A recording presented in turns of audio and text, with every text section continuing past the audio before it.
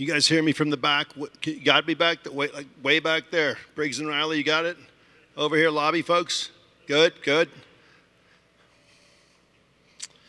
Come gather around people wherever you roam,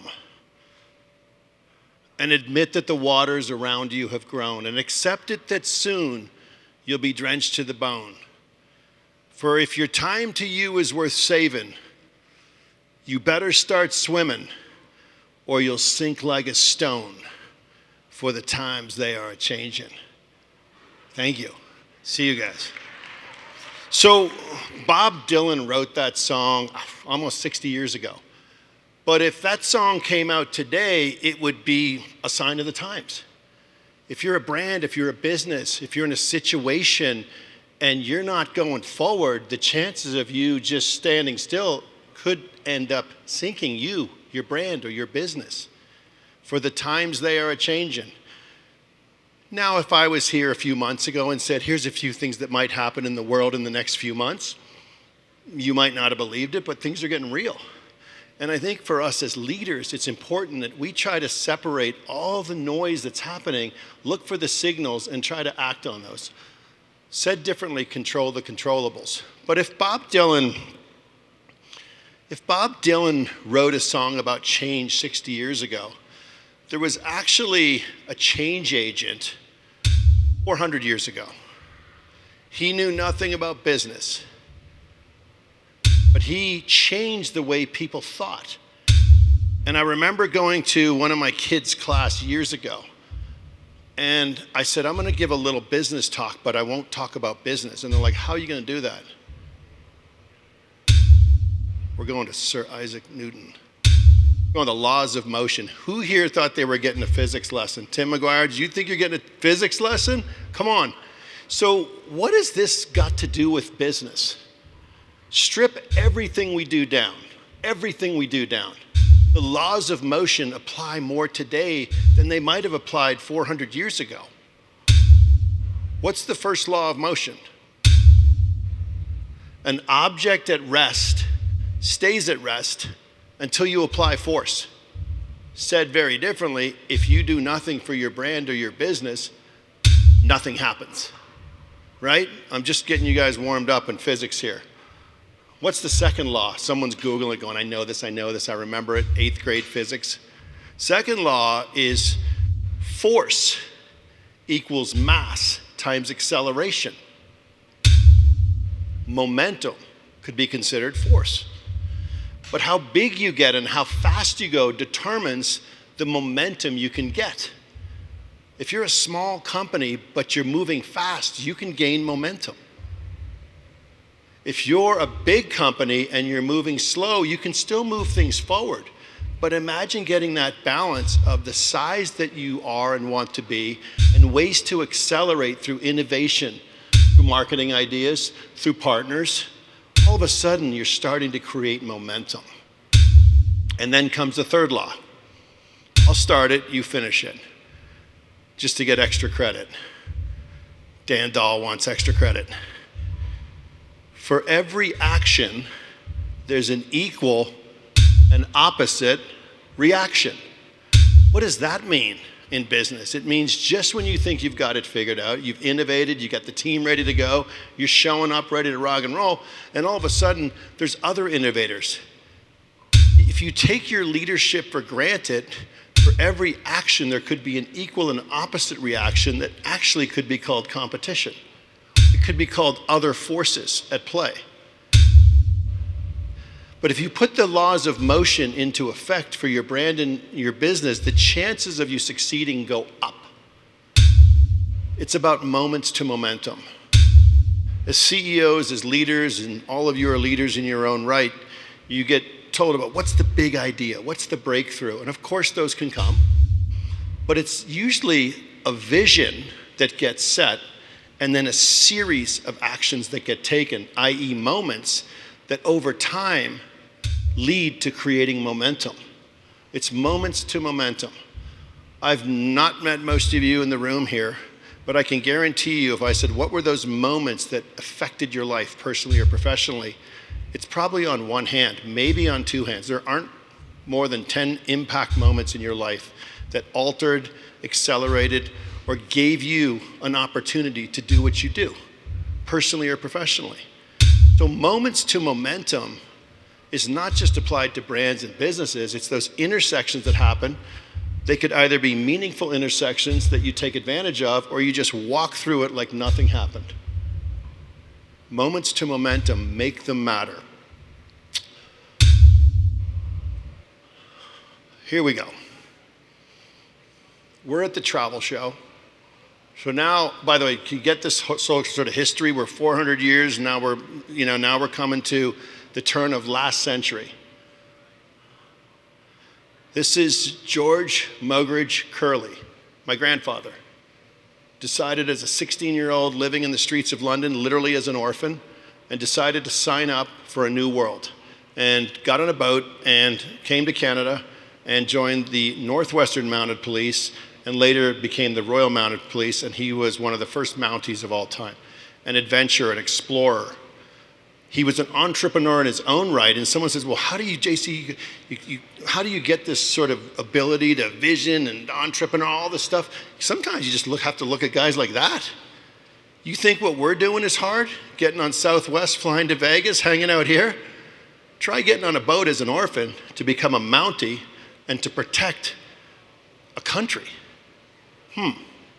Well then, you got this guy, Commander Curleigh. That's on the USS Intrepid in 1964, Bay of Pigs, shit was going down, for real.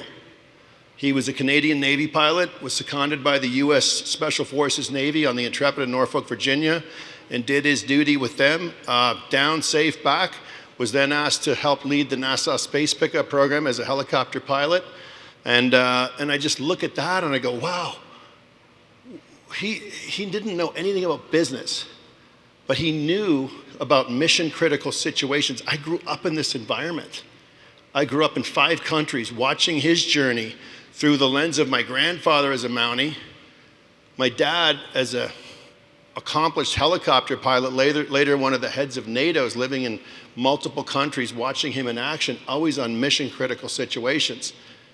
And there's a story about a Pelican case involved 40 years ago, a first aid kit. Have you ever seen a Navy first aid kit on a helicopter? It's packed so tight. It needs to be. There's a lot of contents in a small first aid kit. As kids, we found one. Our dad had stuff at home and we're like, check this out. I wonder what cool stuff's in there. We opened it and we took it all out. And then we said, well, we'll just put it back in before Dad gets home. We could not repack the Pelican case. It was that tight, waterproof, everything was in it.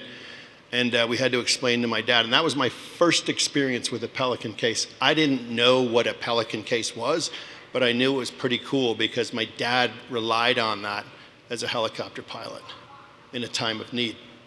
And then you think, wow, well, JC doesn't really look like the military or the police type. He worked at Levi's and Gibson. Well, here's the other side of my life. My awesome mother, Nancy Curleigh. So she's a free spirit from Nova Scotia, Canada, plays music, actually wearing Levi's jeans that she patched herself. So what you really need to know about me is that I'm part military commander, part hippie, and somewhere in the middle, you get this guy. Not afraid to take the lead, but also a free spirit. And then comes the crazy part of my life. Yes, I've got an identical twin brother. Some of you will see him one time on the airport and go, JC, he'll answer, and you'll be like, oh my God, JC, like, I think I met you, I saw you, do you remember? And he'll say yes, and then he'll confuse you. And then someone will take a selfie and say, is this you? So I'm just warning you, he's real. He lives in a different country in Spain, so you might run into him there. I'm a triple citizen, born in Norfolk, Virginia when my dad was there with the USS Intrepid, but now I've collected passports in Canada and in the United Kingdom, and when you look like me, it's good to have options. Just say that. And then this is one of my favorite fun photos. This just shows you that I'm a leader who I actually don't take myself too seriously, but I take my role as a CEO and the CEO of everywhere I've had the chance to lead, and specifically here at Pelican, I take it really seriously. Our business, our brands, our teams rely on what we do as leaders. And so despite the fact I like to have a little fun with my wife of over 30 years, we've been together on an amazing ride, I take my role really seriously. So a little bit about my background, but less about me and my background. It's more this whole, you're sitting on the side and someone's going, oh, and here comes a visionary. And you're like, oh, here comes a visionary. What's the vision today, right? Imagine if you were an interview and someone's interviewing you and said, you say you're a visionary on your LinkedIn and on your resume. How would you prove that in an interview? Well, I got really good vision. Okay, what have you envisioned? Well, things. But how would you articulate that vision? And I think it's really important for us as leaders to make sure that you don't just get called a visionary because you're a CEO. You have to earn that, I believe. I really do believe that.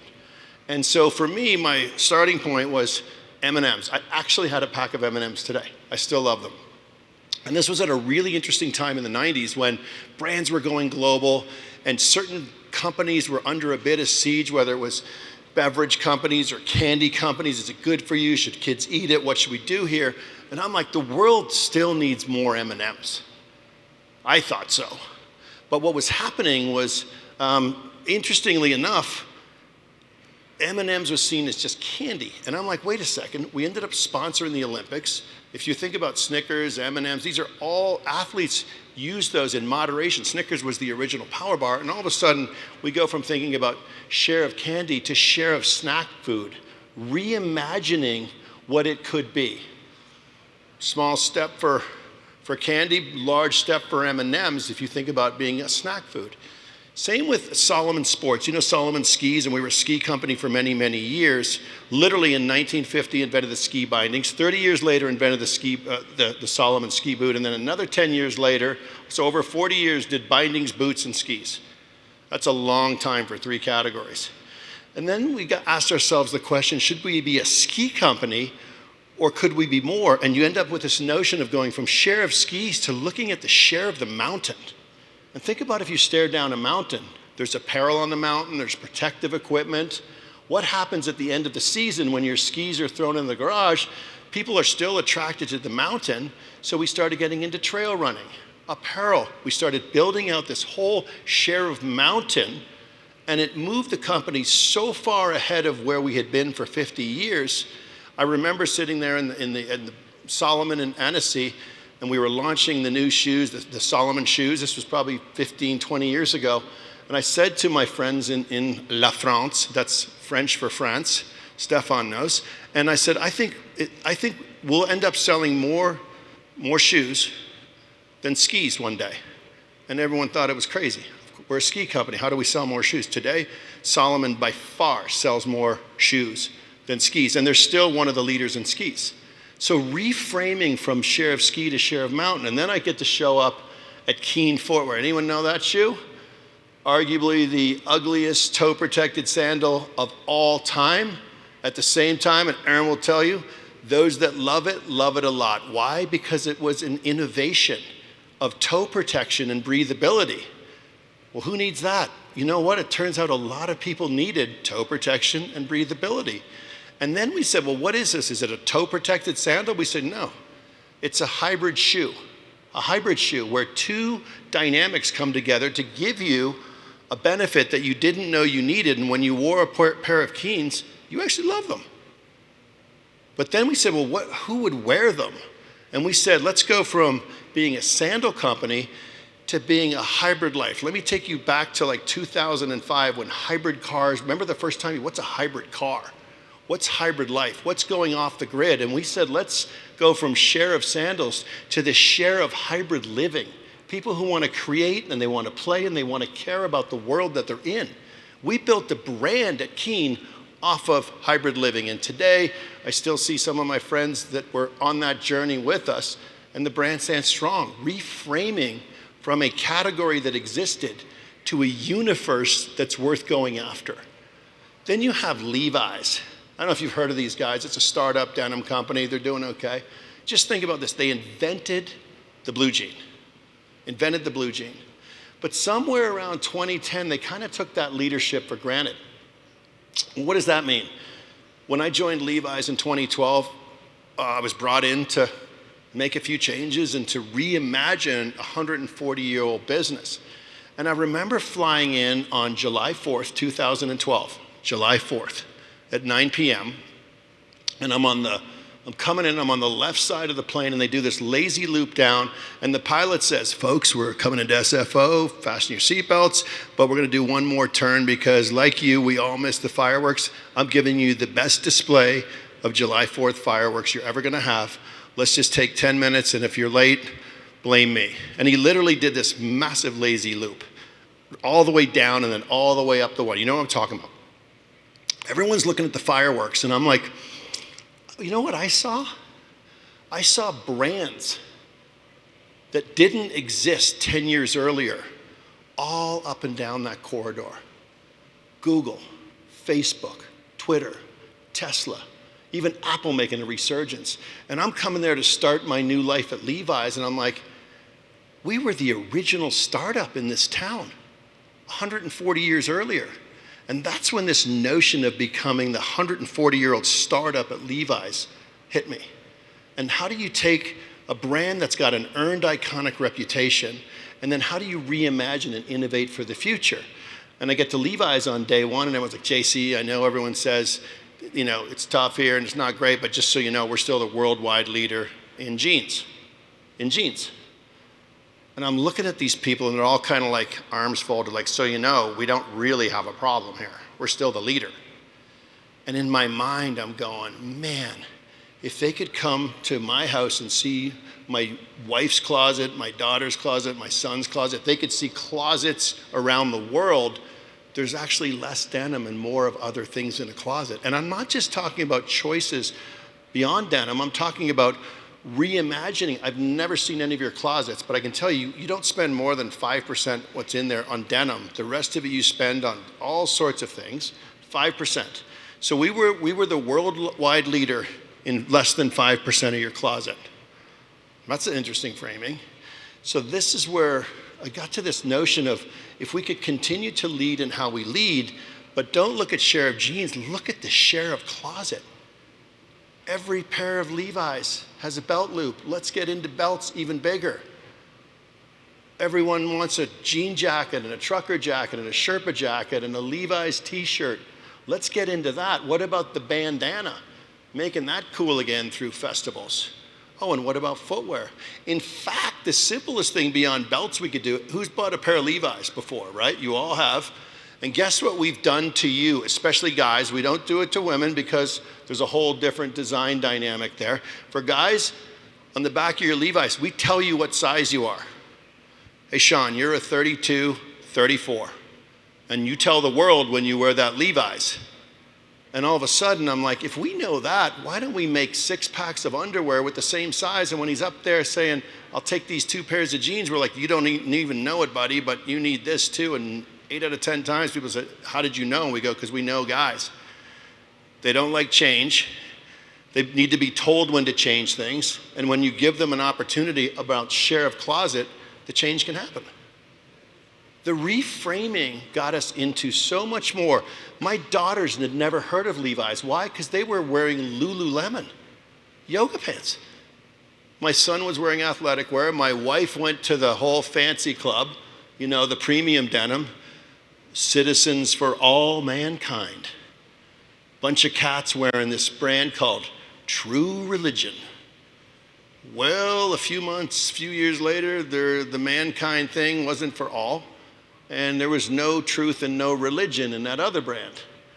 What a time for an authentic brand who invented jeans to come back as their authentic, iconic self, the 501, reimagined, getting Beyonce to have a pair of cut-off 501s in 2017, go to Coachella, show up. That was her moment. They're running ads with her now, which is really cool. But when she showed up with a cut-off 501s on the stage of Coachella, it became the uniform of choice for festival goers, the original 501 denim cutoff. And then Levi's. Then we went on a journey. We started connecting with what we called the center of culture. Where did that happen? It's a real place. It happens in music. It happens in sports. It happens in gatherings. And we're like, how can we get involved with that? Open up another outlet store? Another mainline flagship store? We'll do that. What if we did Levi's Stadium? What if we showed up in the center of culture where music and sports happen? And what's the common denominator in the fan base of 80,000 people in a stadium. They're wearing a pair of jeans and their favorite team color. Pair of jeans, is it Taylor Swift? Is it U2? You're wearing your concert t-shirt. Let's be the unofficial brand of fans in the center of culture at Levi's, going after not share of jeans, but share of closet. And Levi's grew exponentially over that time period as a result of reconnecting with authenticity and continuing to innovate. And then I had the opportunity to go to Gibson Guitars. Gibson Guitars, synonymous with so much. I mean, more music was recorded, written, and played live on Gibson Guitars than all other guitars together. In 2018, it went bankrupt. That's a whole other story. I got asked to come in and say, what could we do? And you're like, same thing. Let's be that startup again. Let's be the 130-year-old startup at Gibson. Draw on the heritage and reimagine the future. And so we did. And we did amazing things there. We paid attention to quality. We got the artists back in. We created the Gibson Garage. We also started to look at all of the different brands that we had and did more with them. We built on our core. We logically expanded for more. And we started to explore where it could go. We started Gibson Publishing, podcasts. We did publishing of books. We did, during COVID, when artists had time, we started doing this whole series with artists called, basically a behind-the-scenes series. So we became a media company as well as a guitar company, as well as an experience company. And if you ever get to Nashville, check out the Gibson Garage. It's a statement of past, present, and future of a brand by going after not share of guitars, but by going after the share of sound. So fast forward into today, and here we are at Pelican. I've been here for just over a year and a few months, and you arrive at Planet Pelican, and I gotta admit, I knew about Pelican, but I didn't know as much as there is at Pelican already. It's one of the most iconic brands. It's a built-to-protect brand that we think we see it here in a few places around airports, and of course you see all audio-visual, camera crews, music crews, you see it. You know what a Pelican case is. You see it at the airport and you go, oh, I don't know what's in there, but there's something cool. I don't know where that person's going, but they're going somewhere cooler than I'm going. And I don't know what they do, but they do something cooler than I do. A Pelican case, it started with a utility purpose, but it's a validation of who you are and what you do and how you care for your gear. You organize it, you transport it. And when you open that Pelican case, you have the confidence that what it's going to bring you is the ability to complete your mission. And over the years, almost 50 years, the explorers, the creators, the builders, the gamers, the collectors, all of these folks, the innovators, the defenders, the developers, the responders, the protectors, the hunters, the gatherers, the adventurers, and yes, the travelers, have all used Pelican cases for a purpose, to protect.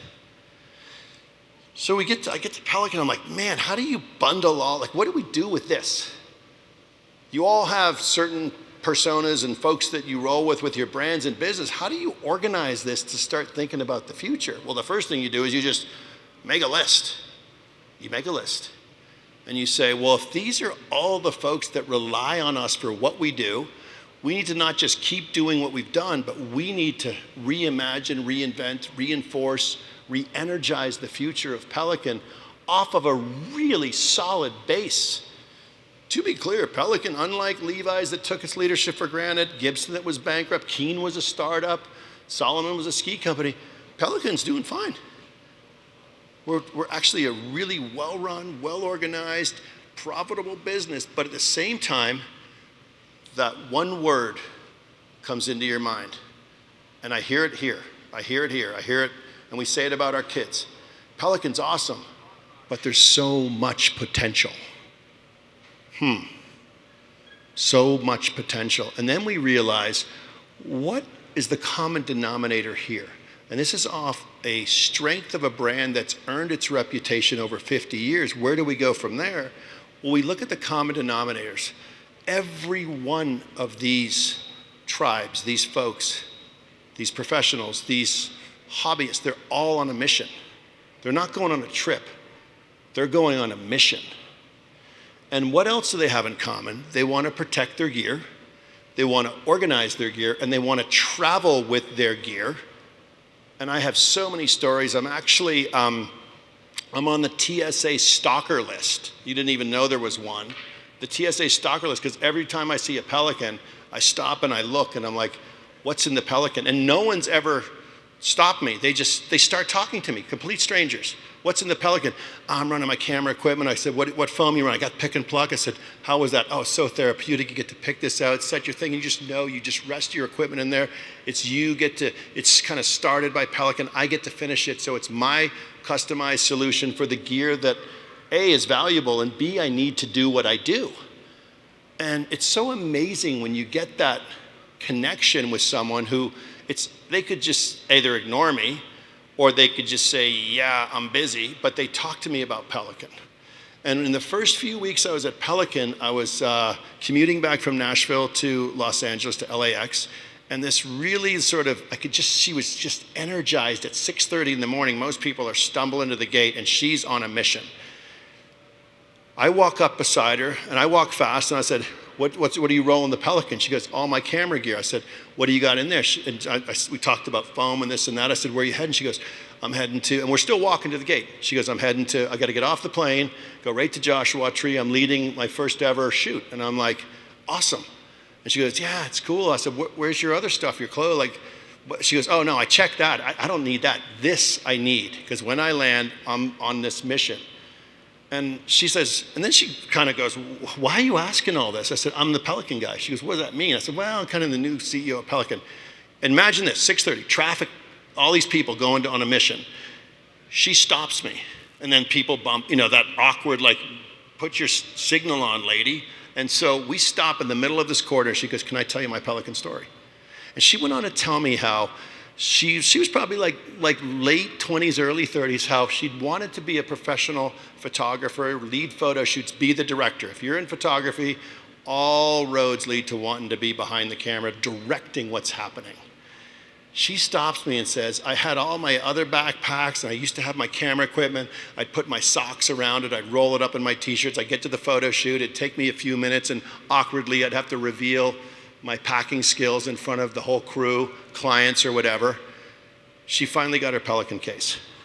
She goes, when I showed up at my first shoot, I rolled in, I put it on the table in the center, commanded the attention of everyone, proceeded to open it, set up, and she says, that was the moment I felt validated for who I am and what I do because of this Pelican case. And I'm like, are you kidding? And it was emotional. It was really bizarre that she was sharing this story, that it could have just been about a case, and it was about her having this moment that was a validation moment just because of a Pelican case, and it was way beyond the case. It was giving her the confidence that her gear was prepared, she valued it, she was organized, and she steps into that shoot and leads it. And has been leading shoot, her name's Yvonne, and she's been leading shoots ever since. And she's gonna be one of our Pelican test pilots. So now comes the interesting part.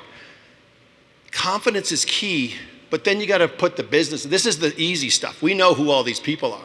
How do you start thinking about this? Now as a CEO, you got to protect the core. You got to be strategic. You have to lead. You have to create value, which we should be thinking about. You got to control your brand. You have to be authentic. You have to be iconic. Keep things simple, but don't be afraid to be sophisticated. Plan for more, be aspirational, collaborate. It's about teamwork. Bring your values to life as a company. How can you be aspirational and agile? These are all things. You've all had meetings where you've challenged yourself to do some of this, right? You got to do all, in today's world, not just as CEOs, but as leaders, we've got to look at all these things and go, gosh, how do we deliver against all of this across all of our stakeholders? From investors right through to the fan that's thinking about buying a Pelican, through to your own team, through to all of your dealers and customers. How do you do a 360 view of your stakeholders? Well, guess what? You take this same dynamic and you create the list.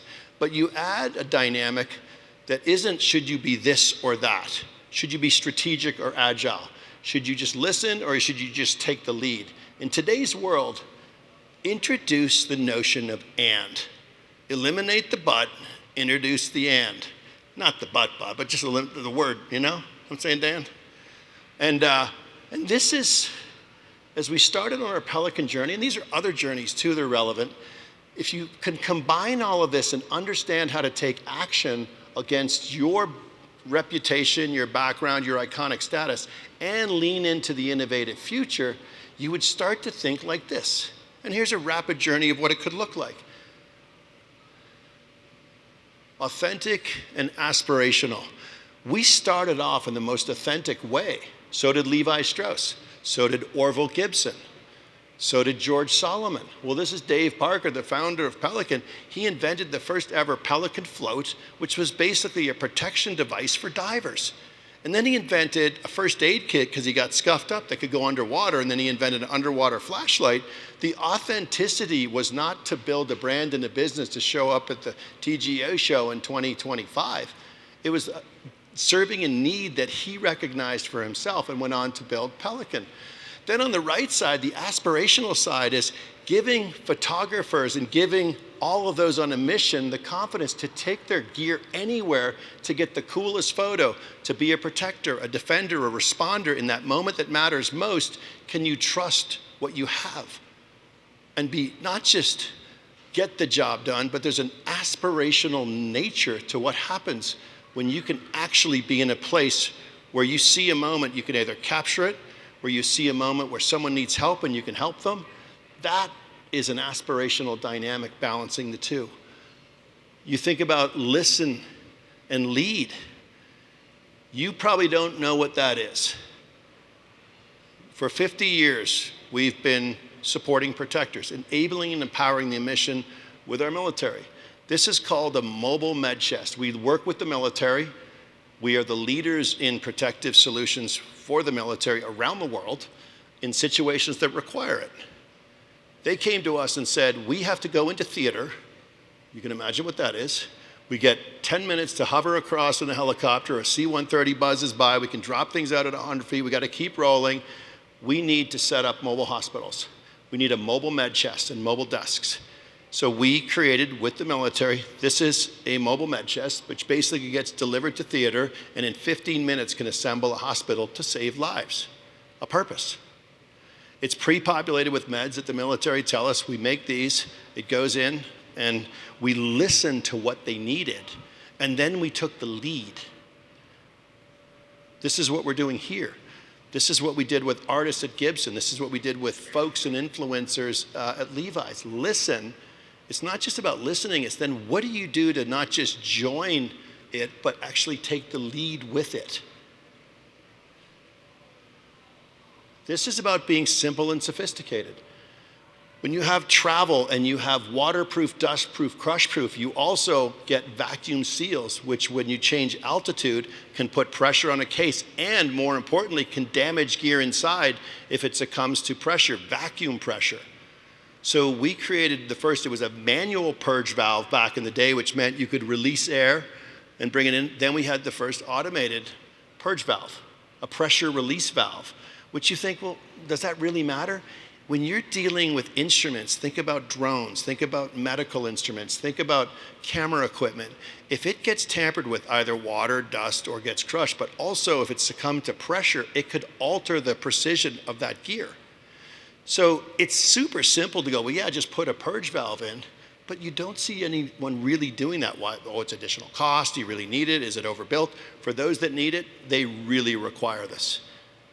We took some Pelican cases when I did an expedition. It was a medical expedition up to through Nepal up to the Everest region, and you could literally see the impact of the purge valve at 10,000 and 20,000 feet. The impact it has on your gear. If you don't have one, challenges arrive. If you do, you get to have your gear protected. Simple but sophisticated. This notion of protecting your core and expanding for more, that's just a good old statement from vision, right? Like, let's build on our core, expand for more, but also logically dare to explore. What we recognize is our Pelican Air case, people love it. They travel with it. Some people actually travel and put their luggage, and so it's the standard of protection for a lot of folks. But then if you ask them in the airport, walking to the gate, or you see somebody say, what do you wish Pelican did? They go, wow, I love Pelican cases, but if you could put 4 wheels or one push trolley, if you could organize the inside for my personal belongings, I go professional, I go personal, my life would be set up so much better. So we listened, we learned, We took the core and we upgraded our Pelican Air, and we introduced ATX, the Adventure Travel Crossover, true Pelican case. And then the other interesting one is, just think about it in an airport. I don't know, I'll do fast math. 10,000 people in an airport, maybe 5 have Pelican cases, maybe 10 on a good day, right? So we don't have this huge share, but it's a massive market. What if you could talk to all the other people that actually know about Pelican and said, why don't you have a Pelican? And you know what they say? Oh, it's not for me. I don't need that much protection. I don't need all this. And they're like, wait a minute. What are we doing about that? Rather than convincing them you need the heavyweight champion of protection. Yeah, it weighs a little more, but it's going to protect. And they don't think it's for them. That's not a great place for a brand to expand. It's not for me. So we said, what would be for you? Appropriate protection. I need to organize my stuff better. I'm always something new is coming into the equation. How can I think better about my travel to be appropriately protected and at the same time organize better? So we did the Aegis. Anyone know what Aegis stands for? It's kind of a cool word.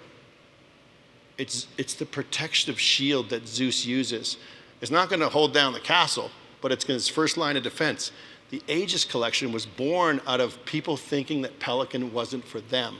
And now we get to show up at the Travel Goods Show and say, it's not for everyone, but it's for more people who want appropriate protection, organized better with the mod packs, et cetera. So protecting your core and expanding for more.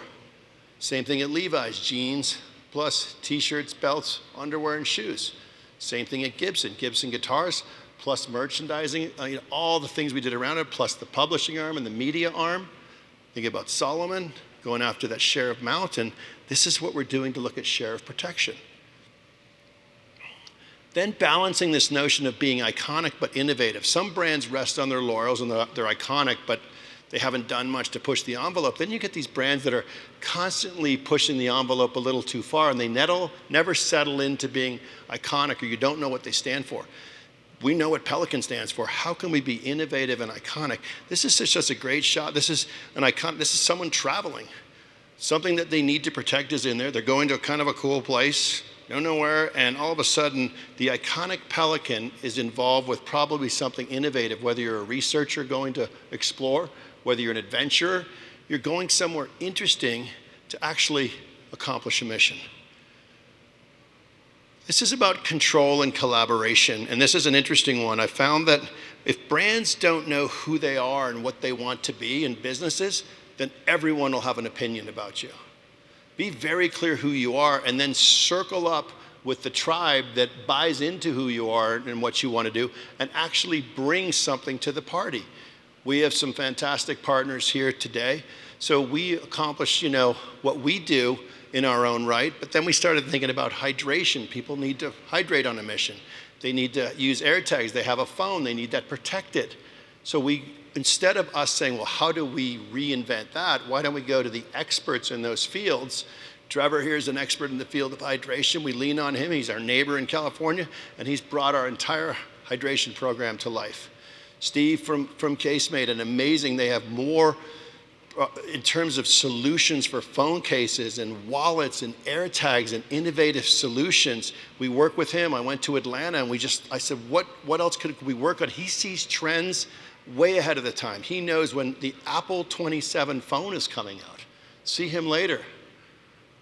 Maybe, Steve.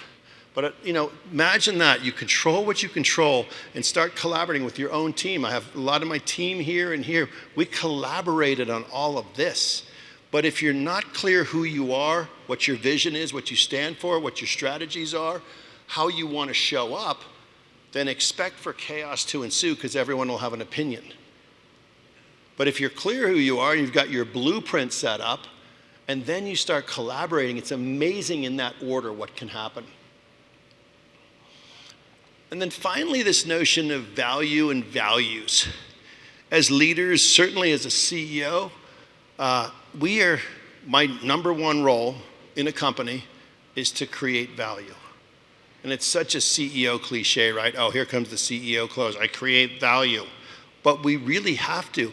But value isn't just through the P&L. It's not just through the balance sheet.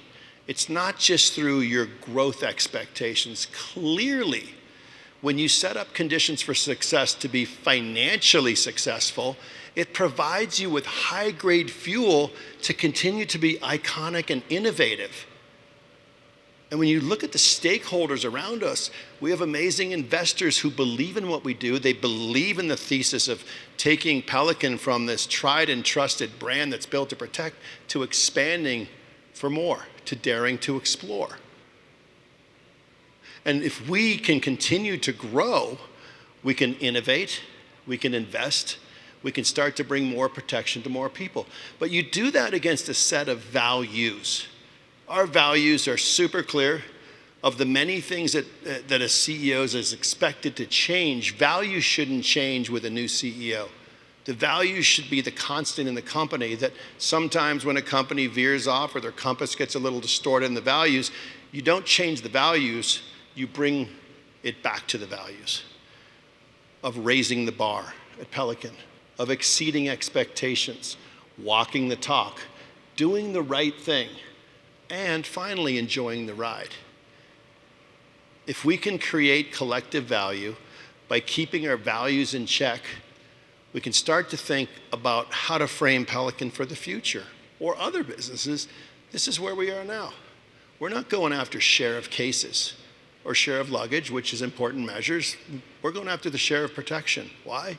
People are traveling further to more extreme places. They're actually taking less with them. We heard about all these trends. Traveling lighter in terms of things. By the way, it's not just fewer things. Those are more valuable to the individual. They're going to more extreme places. They want solutions. Do you want a hard case? Do you want a hybrid case? Do you want a soft case? Do you want a rollerboard? Do you want four wheels? Are you a check-on or you a carry-on? Are you a backpacker? Are you going planes, trains, automobiles? How are you getting there? We have an opportunity and, quite frankly, an obligation to go after this share of protection. That's the framing. And the team is definitely signed up for this. We fundamentally believe in it, and that's who we are. And this is less about Pelican. I know it sounds like there's a lot of, but this is a framing for a brand and a business. And I would ask yourself the question as you go back to your worlds, what are you doing? What's your company? What's your brand? But personally, what are you doing to set those moments to momentum? And if you can answer that question, you probably are going to find yourself as a leader today or a future leader. If you can connect the momentum dots to an outcome that creates momentum for you personally or professionally, or for your band, your business, or even your family, think about how you can turn moments into momentum. It's powerful.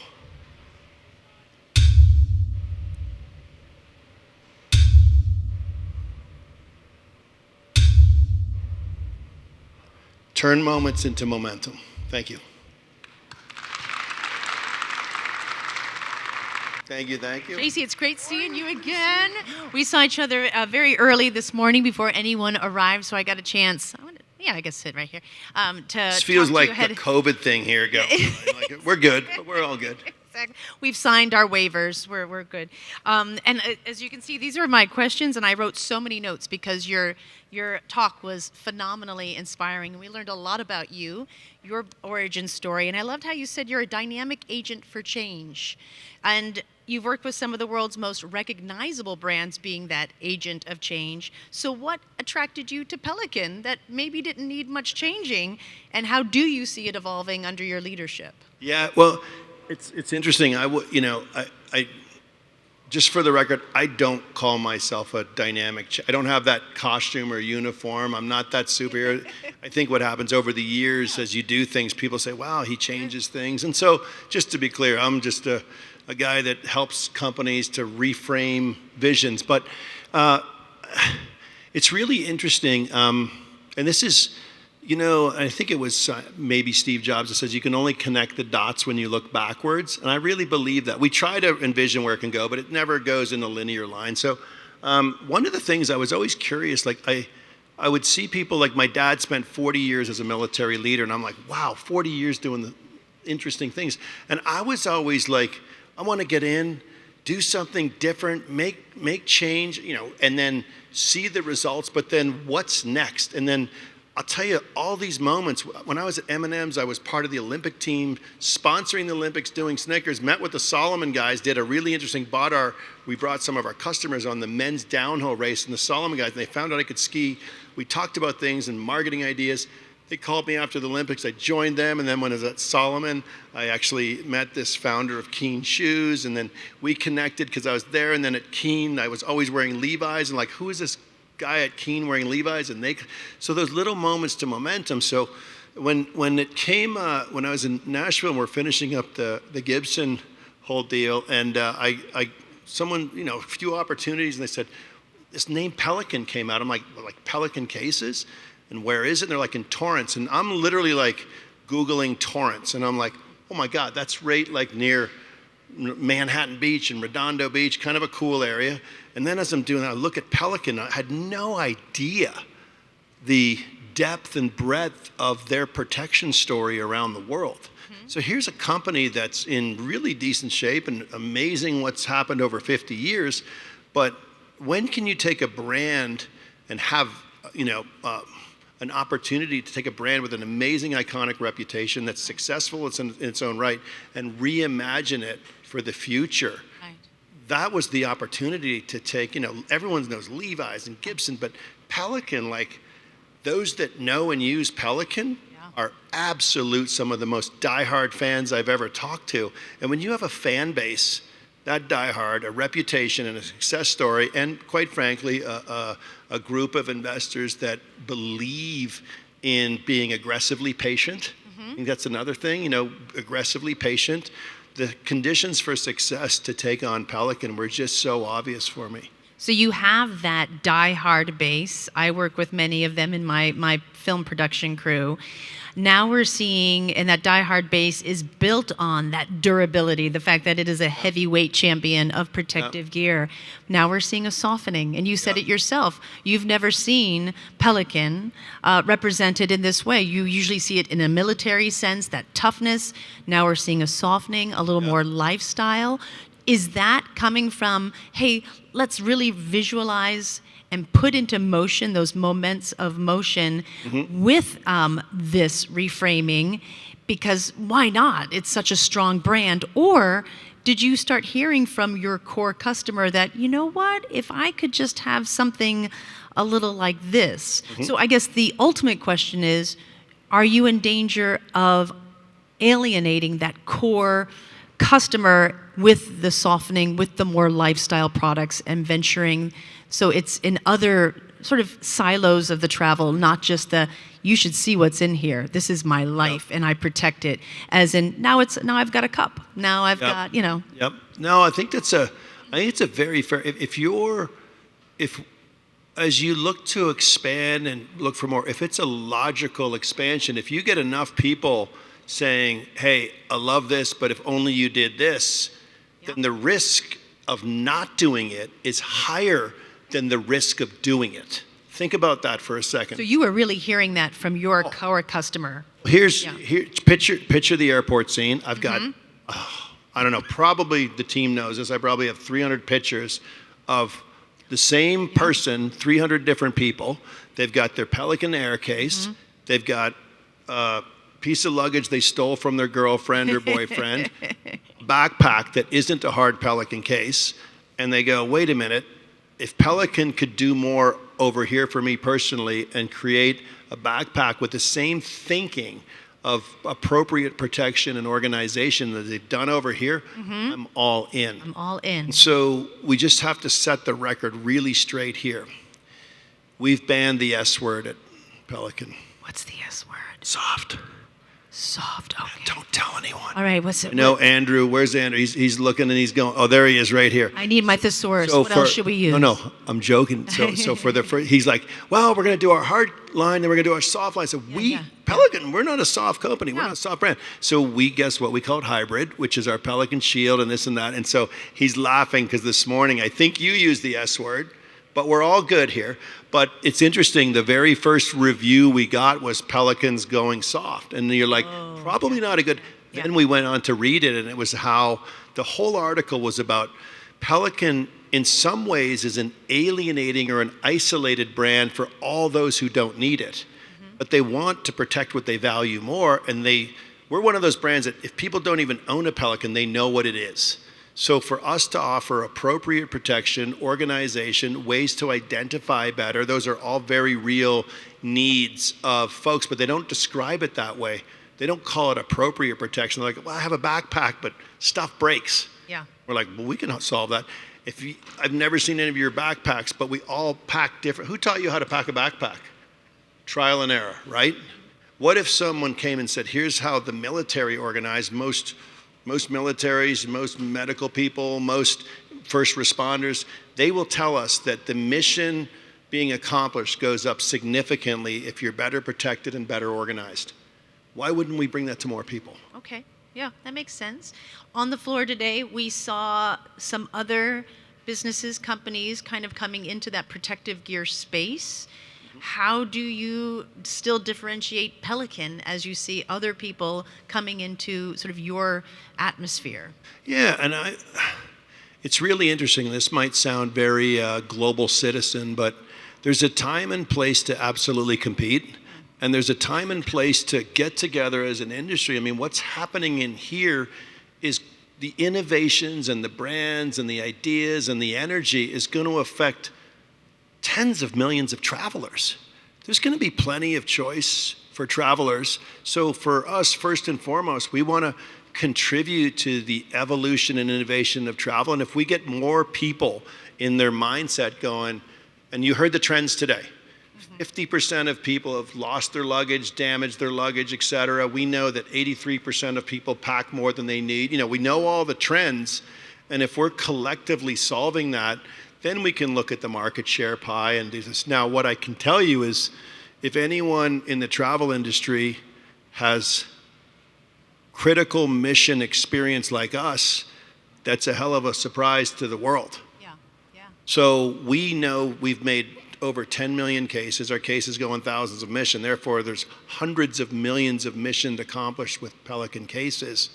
Our challenge will be to keep setting the standard and make protection a thing for people, not just novelty, luxury, value, which are all important dynamics. We're the premium protection brand in everything we do.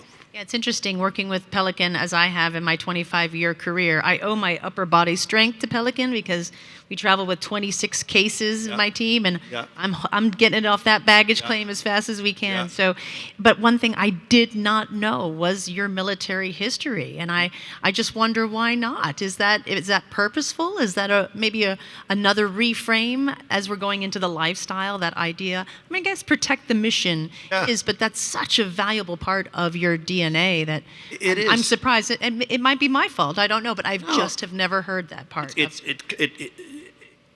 It was my biggest surprise. Yeah. I grew up in a military world. Exactly. I knew it. I grew up in a creative world, so I thought Pelican was where all the cool kid creatives or the amazing creators like what you're doing. Yeah, cameras. But then when you think about the military, so there's this. We do what's called injection molded, which are defined cases in a mold, and I think we have more mold sizes and combinations than all others in the industry combined. So we lead on that, and that's not a flex. That's just over time. But when it comes to military, they need complex technical packaging solutions. So we back in 2014, we bought a company called Hardig Industries. If Pelican was the soul of protection through Dave Parker, Hardig was the engineering, and we brought two companies together to be a force in protection. And then over the last 10 years, we've really honed with some of our leaders. Stefan here can tell you stories about military situations where they require something that you don't even. I went into our factory, and this is a non-confidential. There was a half the size of this massive complex, and it had a Rolls-Royce sticker on it. I'm like, what are we doing with Rolls-Royce? They put all their airplane engines in Pelican cases to travel from the UK to Seattle. And I'm like, what's that over there? And they said, we call that BAM. And I'm like, that's for the US Navy. I'm like, BAM is, binary acceleration or something. Big ass mother. It was that. So I got to learn about our military, and we're by far the leaders in complex technical solutions with the military. And whatever they come up with, we have a team of engineers that works with them on everything they need, but they also need it rapidly deployed, they need it high quality, and they need to know they've got a trusted made in the USA partner, and that's been Pelican for many years. Fantastic. I'm going to ask one more question, and then I'm going to open it up to the audience. JC gave us an incredible presentation, so much to ask him. So please, if you're thinking about questions, get them in your head, and I'll ask my last, and then I'll open it up to the audience. I love what you said, how you worked with Levi's to make it a center of culture, and I remember that moment. I do, with Beyonce, and all of a sudden Levi's was back. How do you intend to do that in the travel industry, which I feel sometimes can be a little bit weighted in the very utilitarian sort of almost fuddy-duddy and then almost too frivolous? Yep. Where do you see that center of culture? Where do you see that being? Or I think there's a couple we ways to look create at it. It's a really good question. And if you think about where the center of culture is for travel, it is in the places where you congregate to go somewhere. Despite some of the modern day hassles of airports or, getting in and off planes, there's excitement in that moment. definitely, yes. You get there to the airport and you're going somewhere cool. So I think that we as a collective, beyond just a travel goods association, if we can bring energy and aspiration back to travel, and I think it's happening. Yeah. I think some of the shows you're doing, you're giving people, a reason to think about somewhere that they wouldn't otherwise think about it until you showed them. How many people tell you that?